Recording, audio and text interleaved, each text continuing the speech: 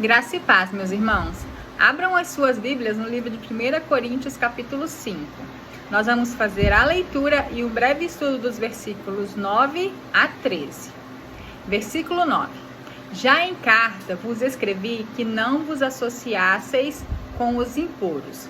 Refiro-me com isto não propriamente aos impuros deste mundo, ou aos avarentos, ou aos roubadores, ou aos idólatras, pois, neste caso, teríeis de sair do mundo.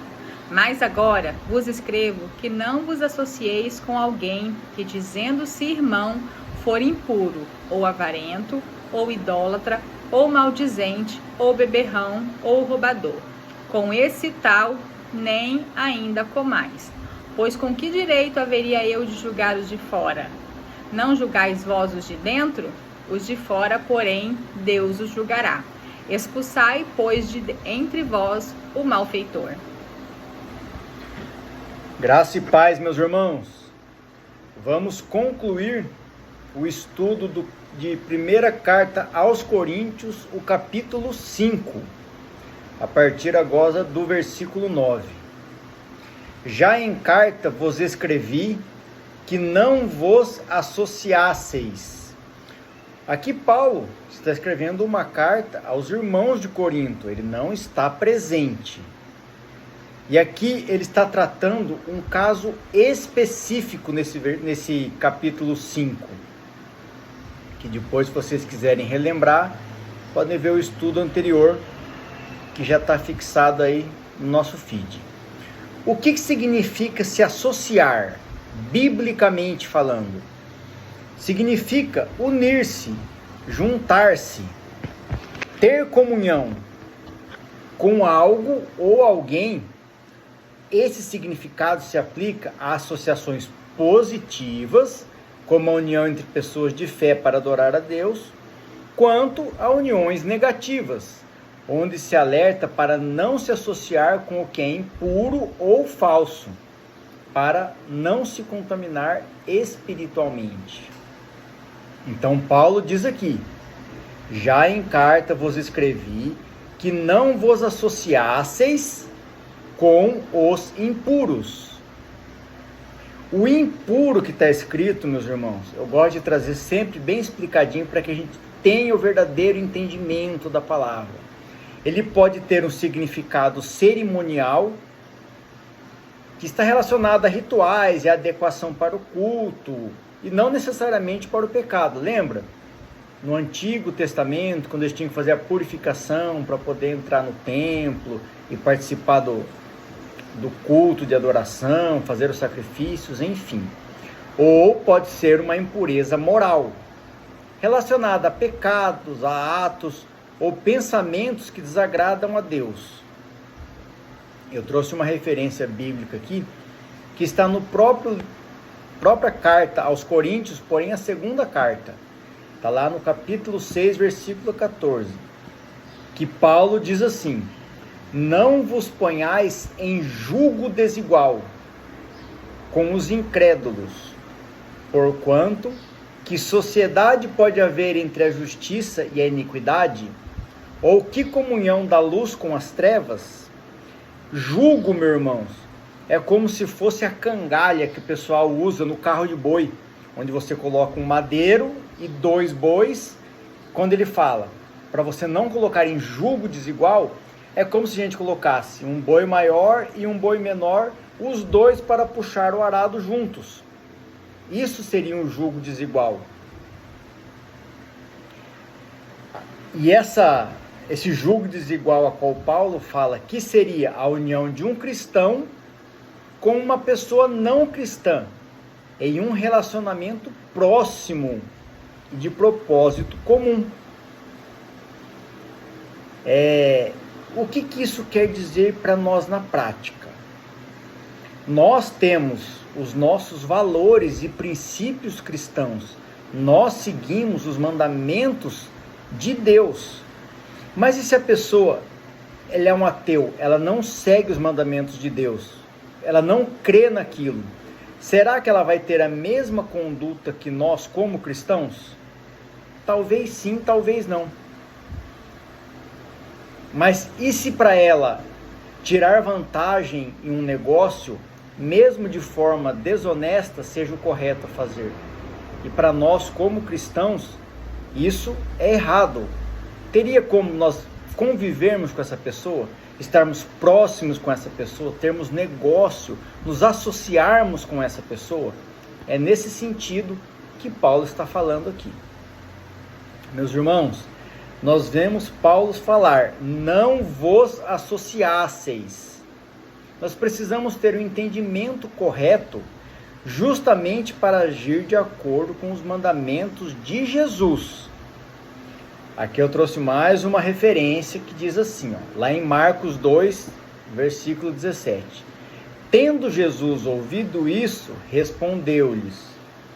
Aqui é Jesus respondendo: os sãos não precisam de médico, e sim os doentes. Não vim chamar justos, e sim pecadores. Jesus disse que veio para os pecadores, mas Paulo orienta a não nos associarmos aos impuros. Isso é uma contradição? Não, não é uma contradição. Jesus nos ensina a buscar os pecadores e levar a palavra do evangelho, do arrependimento, da conversão e salvação.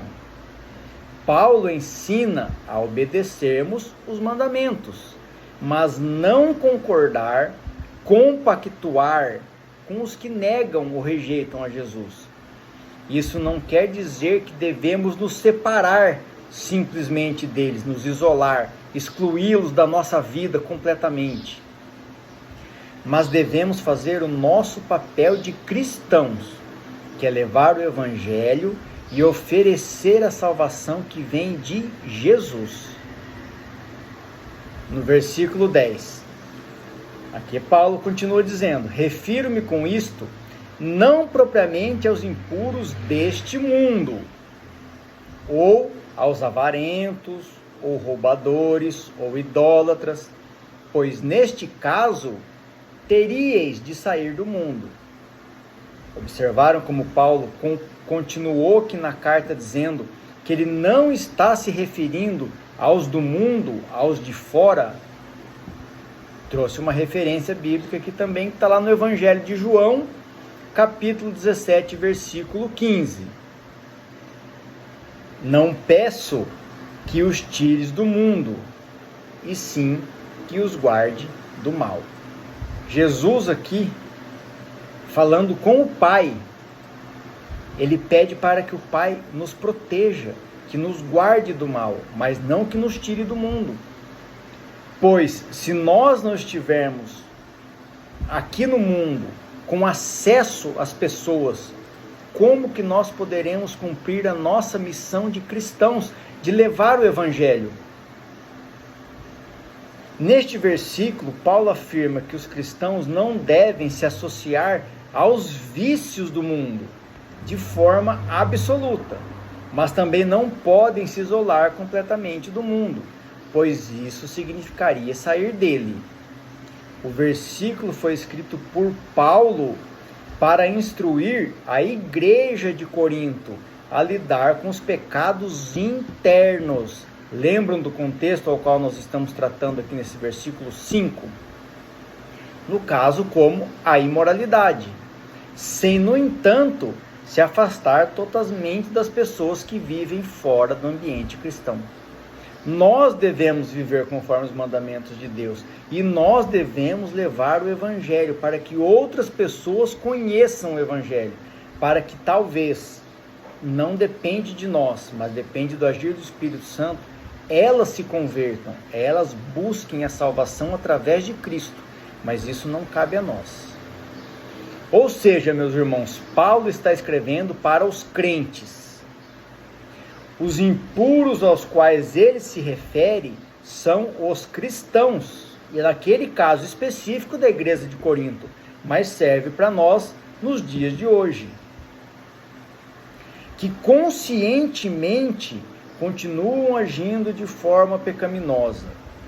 Quero deixar bem claro que todos somos pecadores e por isso precisamos de Jesus para nos salvar.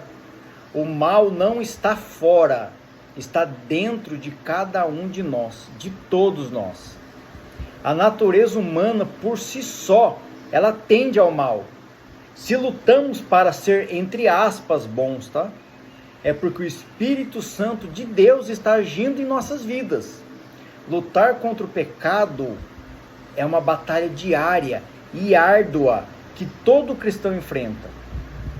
Nós não vamos conseguir vencer essa guerra sozinhos. Nós precisamos de um Salvador, de um Redentor, que é Jesus Cristo. Convido vocês a fazerem uma reflexão sobre isso. A guerra espiritual está sendo travada dentro de cada um de nós. Só quem tem essa consciência consegue entender e sentir o peso dessa batalha. Sejamos guerreiros de Cristo. Que o Senhor dos Exércitos nos guie, nos fortaleça e nos proteja nessa guerra. A guerra não é contra o outro, não é contra o que está fora, nunca foi e nunca será. A guerra é interna, somos nós mesmos lutando contra a nossa natureza humana caída e pecaminosa. Assim como a salvação é individual, a guerra também é individual, mas isso não quer dizer que precisamos passar por tudo isso sozinhos. Por isso somos igreja. Essa é a verdadeira função da igreja, fortalecer os irmãos na caminhada de fé.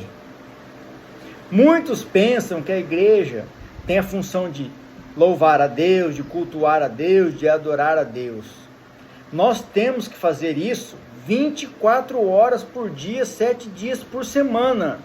E não só durante o culto, a missa. Adorar a Deus é obedecer os seus mandamentos. Cultuar a Deus é ter uma vida conforme a palavra de Deus. Viver conforme a palavra, não apenas conhecer. Deus não espera que nós percamos 1 hora, 1h30 por semana sentados num banco de igreja. Não é isso que é cultuar e adorar a Deus. Temos que ter consciência, meus irmãos. No versículo 11.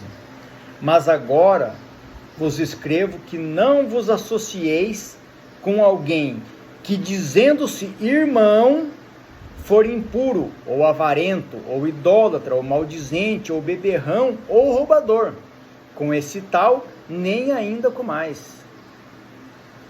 Então nós não devemos nos associar com quem? Com aquele que se diz irmão.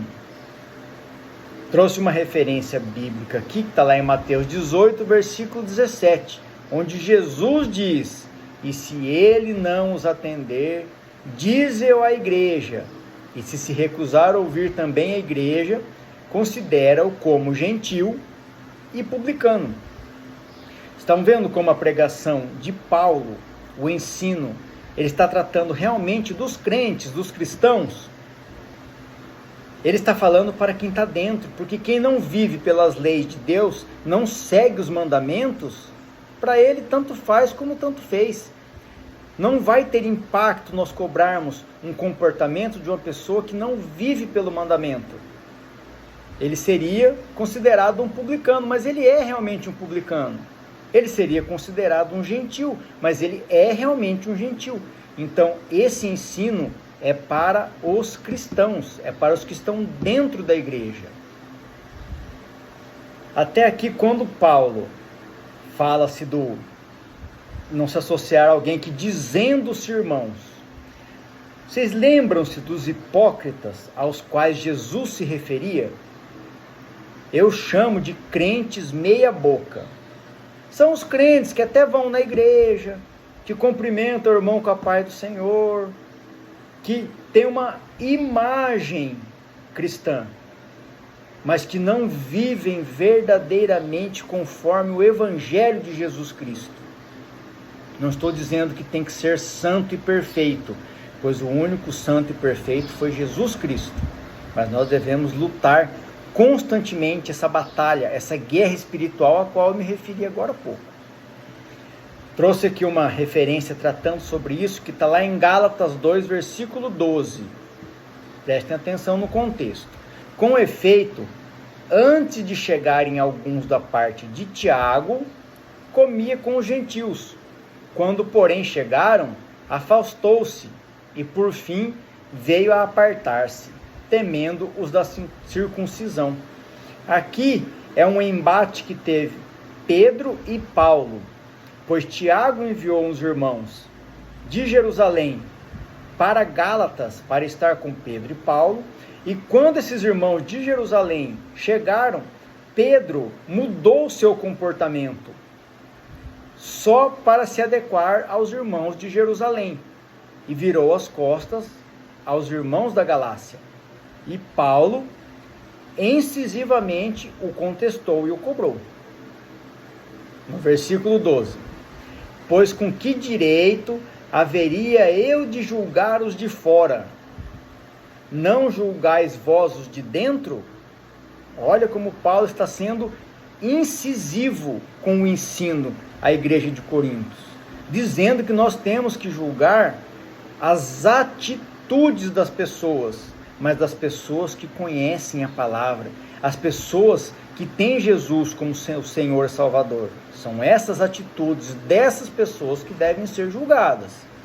Irmãos, essa palavra, ela traz um ensino muito importante. Muitas vezes nós, como cristãos, acabamos julgando as pessoas que não têm a mesma fé que nós, que muitas vezes nem conhecem o verdadeiro evangelho, não a religião que nós chamamos de evangelho. Essa não é a nossa missão, muito pelo contrário, nós não estamos aqui para julgar ninguém, quem julga é Deus. Nós devemos, como os discípulos de Cristo, julgar as atitudes dos irmãos, para que eles possam se arrepender e se desviar do pecado, e não para condenação. Já os de fora, assim como disse Paulo, não cabe a nós julgarmos. Trouxe uma referência bíblica que muito importante, que constantemente eu cito ela. Está lá em Mateus 22, 37 a 39. Respondeu-lhe Jesus: amarás o Senhor teu Deus de todo o teu coração, de toda a tua alma e de todo o teu entendimento. Este é o grande e primeiro mandamento. O segundo, semelhante a este, é: amarás o teu próximo como a ti mesmo.